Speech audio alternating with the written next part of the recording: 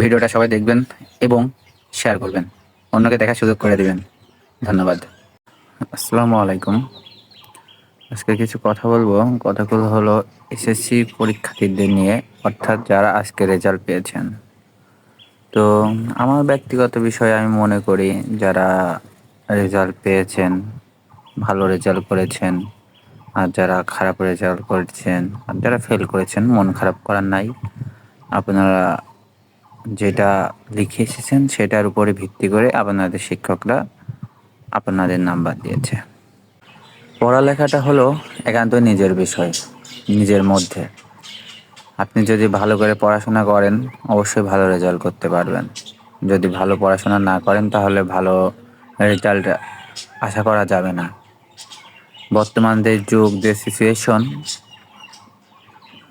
তাহলে ভালো করে পড়তে হবে। আপনি যদি ভালো কিছু করতে চান, দেশের জন্য কিছু করতে চান, পরিবারের জন্য কিছু করতে চান, তাছাড়া গুড়ি গাইটি পাশ করে কিছু করতে পারবেন না আপনার। কেননা যদি আপনার মন মানসিকতা থাকে ওই রকম যে আমি শুধু পাশ করলেই হবে, ভালো রেজাল্টের দরকার নাই, তাহলে আর আপনার পড়ালেখা করার দরকার নাই।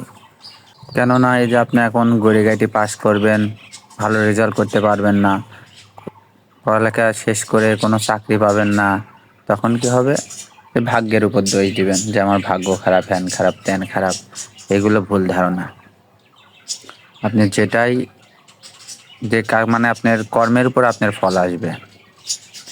তো আমি মনে করি যারা মধ্যবিত্ত পরিবারের সন্তান, তাদের পড়ালেখা করার দরকার নাই। এসএসসি পাস করছেন, নিজে যতটুকু শিক্ষা দরকার অবশ্যই সে ততটুকু পাইছেন। এখন নিজে একটা কর্মের ভিতরে ঢুকে যাওয়াটাই শ্রেয় আমি মনে করি।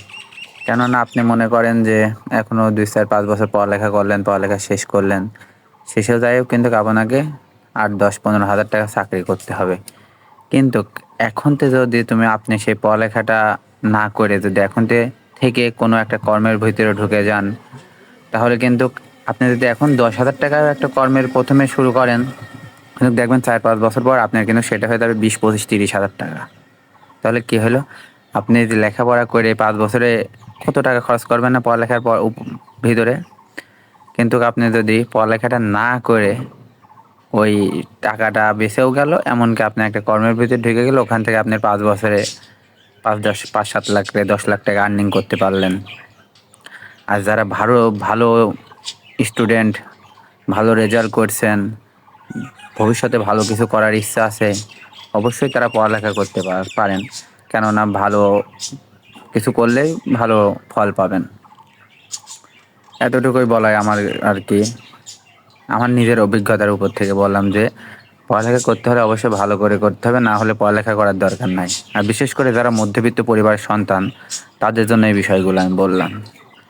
কেননা যারা মধ্যবিত্ত পরিবারের বাবারা যে কী পরিমাণ হাট পরিশ্রম করে তাদের সন্তানদেরকে পড়ালেখা করায়, তাদের হাত খরচ দেয়, সেটা একমাত্র বাবারাই জানে।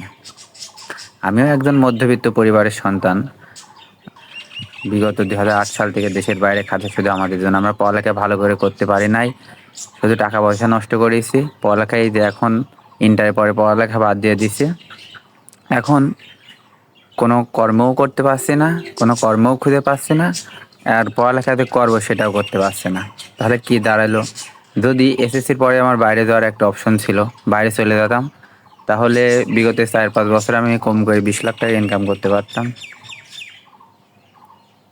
তাহলে কি দাঁড়ালো? একটা কথা, সেটা হলো আমি মনে করি প্রয়োজন নাই মধ্যবিত্ত পরিবারের সন্তানদের হুদাই ফাউল পড়ালেখা করার। আর দেশের যে পরিস্থিতি, আর 4, 5 বছর পর আপনি করবেন কি?